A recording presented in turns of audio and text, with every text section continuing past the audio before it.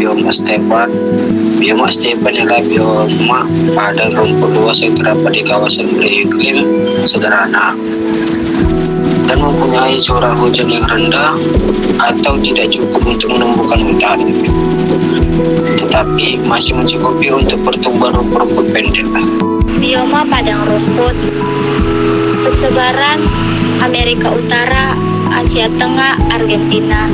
Fauna khas bison, serigala, anjing padang rumput kijang. Ciri-ciri hewan pelari cepat dan pengembala. Ciri bioma stepa. Yang pertama ada vegetasi utama, didominasi rumput-rumput pendek dan sedang. Hampir tidak ada pohon besar, hanya semak kecil di beberapa tempat. Yang kedua, iklim kering dan kontinental dengan musim panas dan musim dingin. Curah hujan rendah sekitar 250 sampai 500 mm per tahun. Yang ketiga, tanah umumnya subur karena banyak bahan organik dari sisa rumput yang membusuk. Jenis tanah disebut tanah hitam, sangat baik untuk pertanian. Yang keempat itu adalah letak geografis. Ditemukan di daerah beriklim sedang seperti Asia Tengah, contohnya itu Mongolia, Kazakhstan, Rusia Selatan. Selanjutnya ada Eropa Timur, selanjutnya ada Amerika Utara, dan selanjutnya ada juga Amerika Selatan. Yang kelima ada fauna khas, kuda liar, bison, antelop, kijang, marmut, serigala, rubah, burung pemangsa. Yang keenam, adaptasi organisme. Yang pertama itu ada hewan berlari cepat untuk menghindari predator. Yang kedua ada tumbuhan berakar panjang untuk mencari air. Yang ketiga, beberapa hewan berhibernasi atau bermigrasi saat musim ekstrim. Jenis fauna bioma stepa. Yang pertama itu ada mamalia herbivora atau pemakan tumbuhan, hidup berkelompok di padang rumput luas, contohnya kuda liar atau bahasa latinnya Equus ferus. Yang kedua ada bison, bahasa latinnya bison. Yang ketiga ada antelop saiga atau bahasa latinnya Saiga tatarita. Yang keempat ada kijang. Dan yang kelima ada zebra di padang rumput Afrika yang mirip stepa, marmut dan tikus tanah. Yang kedua ada karnivora atau pemangsa, menjadi predator bagi herbivora. Contohnya adalah serigala stepa, rubah stepa, elang dan raja wali atau burung pemangsa, lynx atau kucing liar Eropa dan Asia Tengah. Yang ketiga ada burung, umumnya burung pemangsa atau burung tanah. Contohnya adalah burung hantu, padang rumput, elang padang, pipit padang, dan burung partigre. Yang keempat ada reptil dan hewan kecil, tahan panas dan kekeringan. Contohnya adalah ular padang, kadal stepa, dan yang terakhir ada serangga, dalam kurung belalang dan jangkrik. Manfaat bioma stepa bagi manusia dan lingkungan.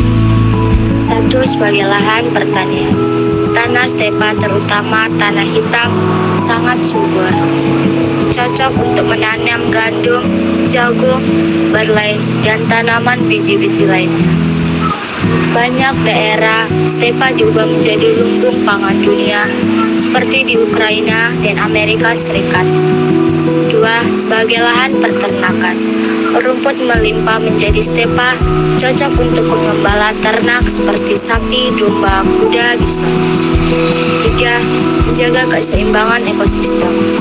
Menjaga habitat alam bagi berbagai hewan liar atau kuda liar, antelop, serigala, burung pemangsa. Membantu menjaga rantai makanan alami di daerah beriklim kering. 4. Penyerap karbon dan pengendali erosi. Rumput stepa memiliki akar yang kuat dan dalam, membantu menahan tanah dan mencegah erosi air. Vegetasi pada rumput juga berperan dalam menyerap karbon dioksida atau CO2 dari atmosfer. Potensi pariwisata alam.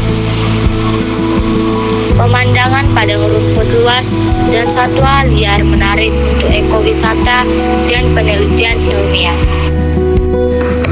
Wilayah Etiopian adalah salah satu wilayah zoogeografis di dunia, yaitu daerah persebaran fauna yang meliputi sebagian besar benua Afrika di selatan Gurun Sahara, Madagaskar, serta sebagian semenanjung Arab, bagian barat daya.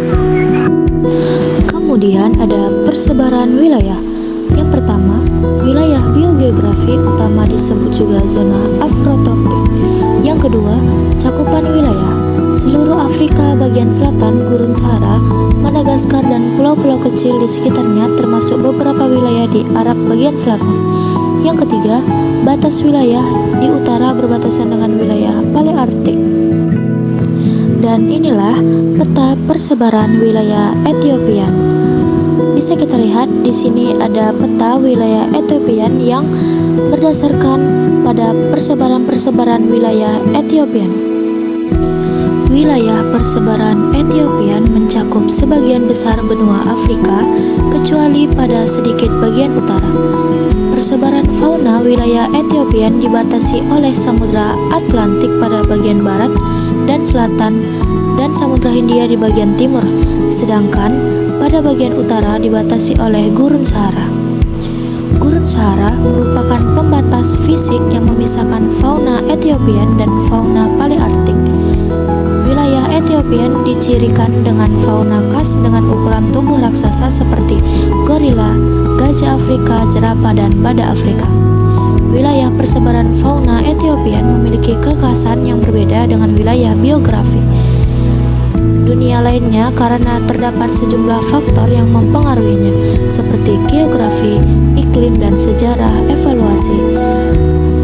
Wilayah ini memiliki sejumlah pegunungan dan dataran tinggi yang memungkinkan keberadaan spesies-spesies unik yang berkembang secara terpisah dari wilayah lain. Selain itu, wilayah ini juga dipengaruhi oleh iklim tropis dan subtropis yang memungkinkan tumbuhnya vegetasi yang kaya dan beragam, serta menjadi habitat bagi banyak spesies fauna yang berbeda. Selanjutnya, ada ciri-ciri wilayah Etiopian. Yang pertama, letak dan bentuk wilayah. Terletak di bagian timur laut benua Afrika Timur, dikenal sebagai atap Afrika karena memiliki dataran tinggi dengan ketinggian rata-rata 2.000 sampai 3.000 meter di atas permukaan laut. Wilayah ini dikelilingi oleh lembah celah besar yang memisahkan bagian timur dan barat pegunungan. Yang kedua, bentang alam didominasi oleh pegunungan, dataran tinggi, dan lembah curam. Banyak lembah sungai dalam, misalnya Sungai Blue Nile atau Nil Biru. Terdapat gunung tertinggi di Ethiopia seperti Gunung Ras Dasen 4,550 meter. Ketiga, iklim. Iklim tropis pegunungan, tropis dataran tinggi, suhu relatif sejuk dibandingkan wilayah Afrika lainnya.